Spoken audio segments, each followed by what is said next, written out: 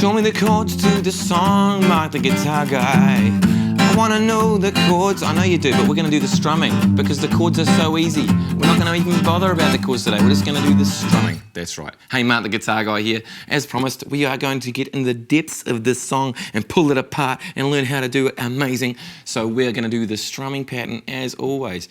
You always do that, Mark. Yeah, that's because it's really important. It's so cool to be able to strum all these things really well. It makes the guitar into a way more interesting instrument. It's like when I'm playing piano, I find if you just went da da da da da and played all the notes the same volume all the time, it's kind of boring. Whereas if you pull out all the beauty and the difference and the dynamics of the same notes and the same chords, totally different song. So we're doing that for you today with guitar. So let's have a go at that. So the right hand strumming pattern, we've already gone over the basic strumming pattern of that. Now it's pretty similar, it's pretty much the same thing. We don't really advance it anymore other than adding in the same old thing I've been doing with all these lessons is the percussive element by using the palm of my right hand, palm muting, or the side of my right hand, my strumming arm, to mute the strings, okay? So I'm doing that in all my videos. If you've already done this, you already understand this, but basically my arm is coming down, my right hand is hitting above the strings, above the bridge here, about 1 centimetre up on the guitar, and you'll find the sweet spot where it sounds good for you, and I'm putting pressure down on the strum when I'm putting my down strums on, and when I'm doing the up strums, it's not so strong, it sort of comes off, but it gives you this sort of thing.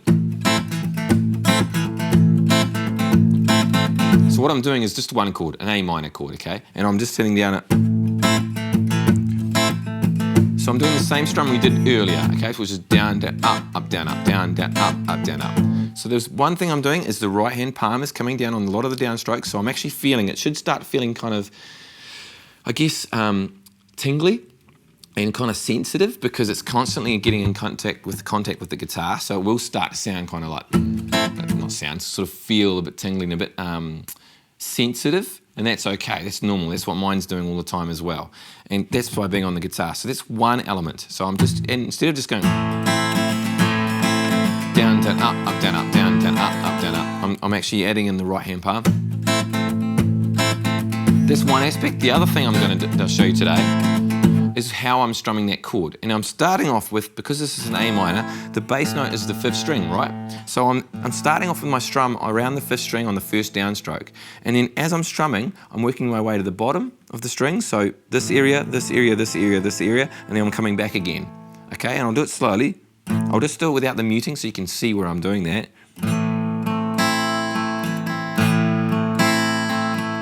So it's almost like here to the top and then middle, upstroke on the bottom strings, and then like an up, down, up in the middle sort of strings again. And then I'm back to the beginning. So I'm working my way up and down with my hand. Da da ga ga da ga da da da ga da ga da da da da da down, down, up, down, up.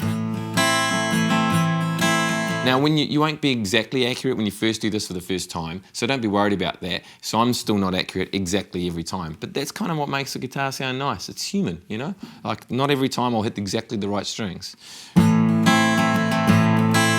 So you could start by doing that with the strumming pattern and no muting maybe. So maybe it's not combining the two patterns. That'd be a really, really cool way actually to get really good at that, is just to do it without the muting.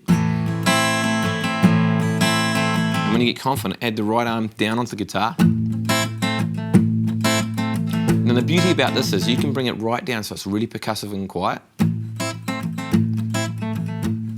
And you can open it up by just bringing up less of the physical pressure on the right arm and the palm to make it more open. So it does this thing. So I'll start quiet and then go louder again. Some quiet here and percussive. Then open up. Back down again.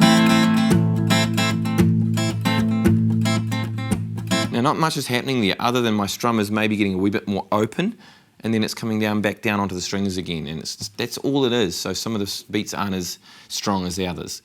That's all I'm doing with the strum. Pretty simple. Now you can apply this to any song and have exactly the same effect. It's such a cool thing to have because you've basically got a percussion section and the chords going on at the same time.